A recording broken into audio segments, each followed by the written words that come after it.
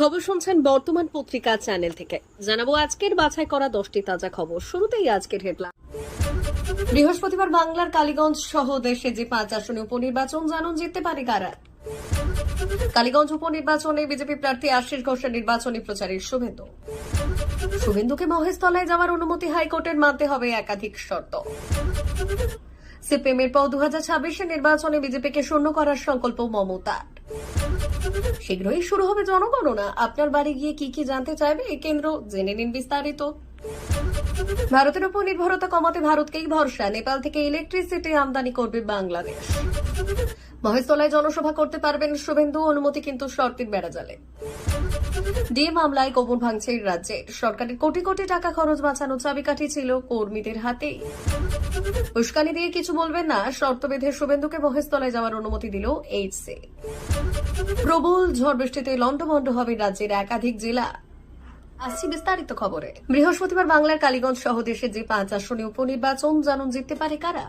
আর মাত্র 3-2 তারপরই বৃহস্পতিবার নদিয়ার কালীগঞ্জ দেশের 4টি রাজ্য মিলিয়ে মোট 5টি বিধানসভা আসনে উপনির্বাচনে ভোট গ্রহণ হবে। গুজরাটে 2টি, বাংলা, পাঞ্জাব এবং কেরলের একটি বিধানসভা আসনে হবে উপভোট।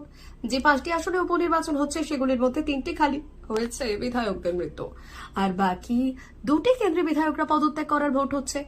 গুজরাটের কাদি এবং ভিসভাদার, বাংলার কালীগঞ্জ, পাঞ্জাব, লুধিয়ানা, পশ্চিম কেরলের নীলাম্বরে উপনির্বাচন হচ্ছে। যে 5টি আসনে ভোট গ্রহণ হবে সেগুলির মধ্যে 2টি বিজেপির, 2টি তৃণমূল এবং 1টি আপের দখলে আছে।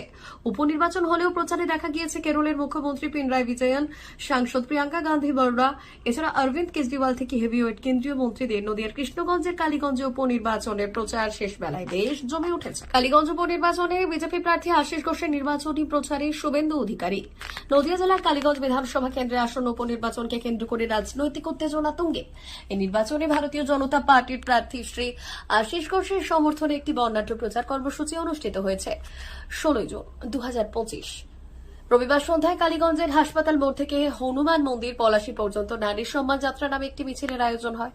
আর এই যাত্রায় উপস্থিত ছিলেন পশ্চিমবঙ্গ বিধানসভার বিরোধী দলনেতা শুভেন্দু অধিকারী, যিনি আশিস ঘোষের পক্ষে জনসমর্থন তৈরির জন্য জোরালো প্রচার চালিয়েছিলেন। এই যাত্রা নারী নিরাপত্তা এবং ক্ষমতায়নের প্রতি বিজেপির অঙ্গীকার তুলে ধরার পাশাপাশি তৃণমূল কংগ্রেসের বিরুদ্ধে তীব্র সমালোচনার মঞ্চ হিসেবেও কাজ করেছে। নারী সম্মান যাত্রার মূল লক্ষ্য ছিল কালীগঞ্জের ভোটারদের, বিশেষত নারী ভোটারদের কাছে পৌঁছানো এবং তাদের নিরাপত্তা ও সম্মানের প্রতি বিজেপির প্রতিশ্রুতি তুলে ধরা। বিজেপির নেতারা দাবি করেছেন, রাজ্যে তৃণমূল কংগ্রেসের শাসনকালে নারী নিরাপত্তা মারাত্মকভাবে বিঘ্নিত হয়েছে। শুভেন্দু অধিকারী এই যাত্রায় বলেছেন যে তৃণমূল আমাদের নারীদের ওপর অত্যাচার বেড়েছে। সন্দেশখালী থেকে আরজিকর হাসপাতাল, এই ঘটনাগুলো প্রমাণ করে তৃণমূল সরকার নারীদের নিরাপত্তা দিতে ব্যর্থ। আমরা কালীগঞ্জের বিজেপি প্রার্থী আশিস ঘোষের নেতৃত্বে নারীদের সম্মান এবং নিরাপত্তার জন্য লড়াই করব। শুভেন্দুকে মহেশতলায় যাওয়ার অনুমতি হাইকোর্টে মানতে হবে একাধিক শর্ত। রাজ্যের বিরোধী দলনেতা শুভেন্দু অধিকারীকে মহেশতলায় যাওয়ার অনুমতি দিল কলকাতা হাইকোর্ট, তবে একাধিক শর্ত দিয়েছেন বিচারপতি সৌগত ভট্টাচার্য। হাইকোর্টের অনুমতির পর মঙ্গলবার ওই এলাকায় যাওয়ার কথা তার। হাইকোর্টের নির্দেশ অনুযায়ী মহেশতলায় শুভেন্দু অধিকারীর সঙ্গে যেতে পারবেন আরও 2 জন, তবে কোনো মিছিল করা যাবে না, বিতর্কিত মন্তব্যও করা যাবে না বলে সাফ জানিয়েছেন বিচারপতি। সোমবার বিচারপতি সৌগত ভট্টাচার্যের এজলাসে হয় মামলার শুনানি। তাকে শুভেন্দুর আইনজীবী সূর্যনীল দাস জানালেন, পুলিশ সুপারের কাছে অনুমতি চাওয়া হয়, তবে অনুমতি দেয়নি পুলিশ। পরিবর্তে বলা হয়, ওই এলাকায় সোমবার পর্যন্ত বর্তমানে ভারতীয় ন্যায় সংহিতার 163 ধারা জারি রয়েছে। মঙ্গলবার তা উঠে যাবে। তা সত্ত্বেও বিরোধী দলনেতাকে ওই এলাকায় যাওয়ার অনুমতি দেওয়া হচ্ছে না। সে কথা শুনে রাজ্যের আইনজীবীকে বিচারপতি সৌগত ভট্টাচার্যের প্রশ্ন, যদি অনুমতি আদালত দেয় কি আশঙ্কা করছেন? উত্তরে রাজ্যের অ্যাডভোকেট জেনারেল বললেন, যেখানেই কোনো অশান্তির ঘটনা, বিরোধী দলনেতা কেন সেখানে যেতে চান? উনি আদালতে আসলেন কেন? নিজেই চলে যেতে পারতেন। আবার রাজ্যের আইনজীবী কল্যাণ বন্দ্যোপাধ্যায় বললেন, আদালতকে রাজনৈতিক কারণে ব্যবহৃত হতে দেবেন না, প্রচার চান।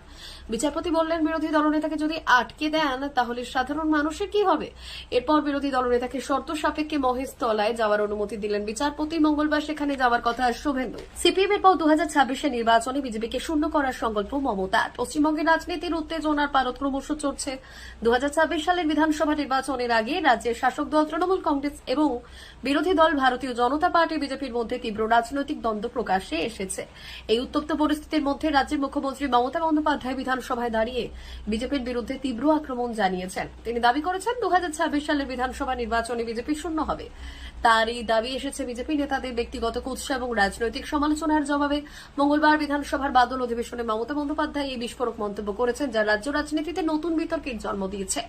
বিধানসভার অধিবেশনে মুখ্যমন্ত্রী মমতা বন্দ্যোপাধ্যায় বিজেপির বিরুদ্ধে একাধিক ইস্যুতে তীব্র সমালোচনা করেন।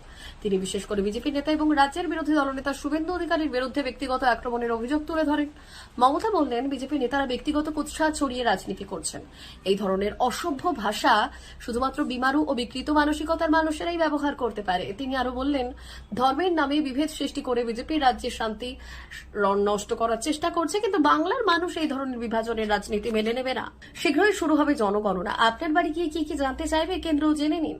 দেশ দীর্ঘদিন ধরে জনগণনার জন্য অপেক্ষা করছে এবং অবশেষে এই প্রক্রিয়া শুরু হয়ে গেল 16 জুন 2025, অর্থাৎ আজ। 1948 সালে জনগণনা আইনের অধীনে বিজ্ঞপ্তি জারি হওয়ার সঙ্গে সঙ্গে এই প্রক্রিয়া আনুষ্ঠানিকভাবে শুরু হলো।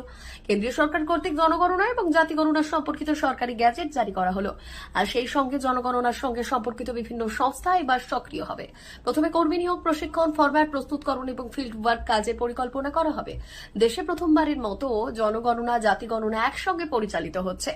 যদিও ভারতে প্রতি 10 বছর অন্তর জনগণনা পরিচালিত হয়, যার মাধ্যমে দেশের জনসংখ্যা, আর্থিক সামাজিক অবস্থা এবং অন্যান্য গুরুত্বপূর্ণ তথ্য সংগ্রহ করা হয়।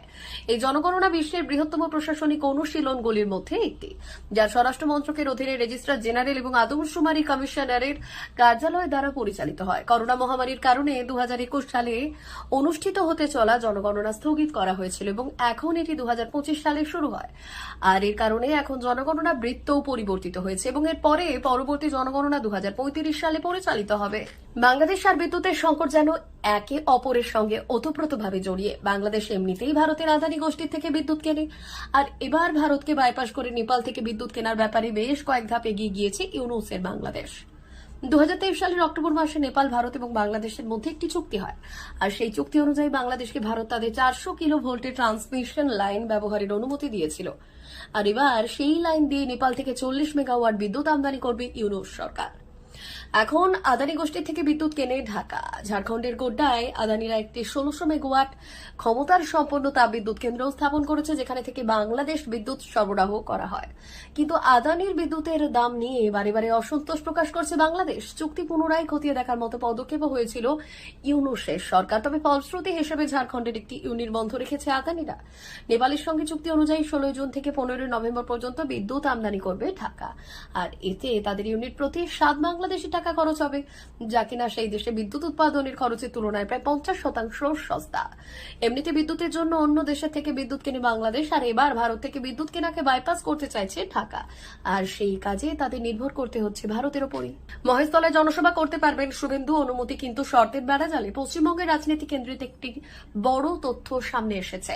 পশ্চিমবঙ্গের হাইকোর্ট গত মঙ্গলবার বিজেপি নেতা শুভেন্দু অধিকারীকে মহেশতলায় যাওয়ার অনুমতি দিয়েছে, তবে কিছু শর্তের ভিত্তিতে।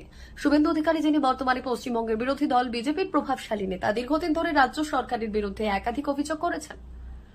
এই মামলার প্রেক্ষিতে হাইকোর্ট তাকে মহেশতলায় যাওয়ার অনুমতি দিলেও কিছু শর্ত আরোপ করেছে। আর এর মধ্যে অন্যতম হল, তিনি মহেশতলার কোনো ধরনের অশান্তি বা বিশৃঙ্খলা সৃষ্টি করবেন না। তার সফরের সময় তিনি কোনোভাবেই আইন শৃঙ্খলা ভঙ্গ করতে পারবেন না এবং তার সফরের পরিকল্পনা পূর্বে প্রশাসনের সঙ্গে আলোচনা করে নিতে হবে। কোর্টের নির্দেশে বলা হয়েছে, শুভেন্দু অধিকারী কোনো ধরনের রাজনৈতিক প্রচারণা করতে পারবেন না এবং শুধুমাত্র একটি শান্তিপূর্ণ জনসভা করার অনুমতি দেওয়া হবে। তার সফরের সময় পুলিশ বিভাগের অধীনে থাকবে এবং নিরাপত্তা ব্যবস্থাও করা থাকবে। এর পাশাপাশি যদি কোনো অপ্রত্যাশিত পরিস্থিতি তৈরি হয়, তাহলে তার সফর বাতিল করা হবে এবং তাকে আদালত নির্দেশিত শর্তাবলী অনুসরণ করতে হবে। ডিএ মামলায় কোমর ভাঙছে রাজ্যে। সরকারের কোটি কোটি টাকা খরচ বাঁচানো চাবিকাঠি ছিল কর্মীদের হাতেই। পশ্চিমবঙ্গ রাজ্য সরকারি কর্মচারীদের বকেয়া মহার্ঘ ভাতা মামলা বছরের পর বছর ধরে আদালত থেকে আদালতে গড়িয়েছে। আর এই মামলা পরিচালনার জন্য রাজ্য সরকারের দামি আইনজীবীর পেছনে কোটি কোটি টাকা খরচ হলেও শুরুতেই আলোচনার মাধ্যমে এর সমাধান সম্ভব ছিল বলে দাবি করেছেন মামলাকারী কনফেডারেশন অব স্টেট গভর্নমেন্ট এমপ্লয়িজের সাধারণ সম্পাদক মলয় মুখোপাধ্যায়। উস্কানি দিয়ে কিছু বলবেন না, শর্ত বেঁধে শুভেন্দুকে মহেশতলায় যাওয়ার অনুমতি দিল এইচসি। মহেশতলায় অশান্তির পর এলাকাবাসীর সঙ্গে দেখা করতে চেয়েছিলেন বিরোধী দলনেতা শুভেন্দু অধিকারী, তবে পুলিশের তরফে বাধা পাওয়ার বিষয়টি নিয়ে তিনি কলকাতা হাইকোর্টের দ্বারস্থ হন।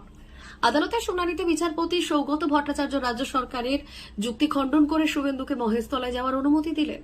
আদালত জানায়, শুভেন্দুর সঙ্গে সর্বাধিক 2 জন প্রতিনিধি যেতে পারবেন। কোন রকম মিছিল বা জমায়েত করা যাবে না এবং তাকে এমন কোনো বক্তব্য থেকে বিরত থাকতে হবে যা উত্তেজনা বাড়াতে পারে। মঙ্গলবার তার সফর নির্ধারিত হয়েছে। শুনানির সময় শুভেন্দুর আইনজীবী সূর্যনীল দাস জানালেন, পুলিশ সুপারের কাছে সফরের জন্য অনুমতি চাওয়া হলেও তা নাকচ করা হয়েছে। কারণ হিসেবে পুলিশ জানায় ওই এলাকায় ভারতীয় ন্যায় সংহিতার 163 ধারা সোমবার পর্যন্ত জারি রয়েছে। প্রবল ঝড় বৃষ্টিতে লন্ডভন্ড হবে রাজ্যের একাধিক জেলা। রাজ্যের আকাশে জোড়া ঘূর্ণাবর্ত, বুধবার দক্ষিণবঙ্গে বর্ষা প্রবেশের সম্ভাবনা। মৌসুমী অক্ষরেখা ফের সক্রিয় হয়েছে।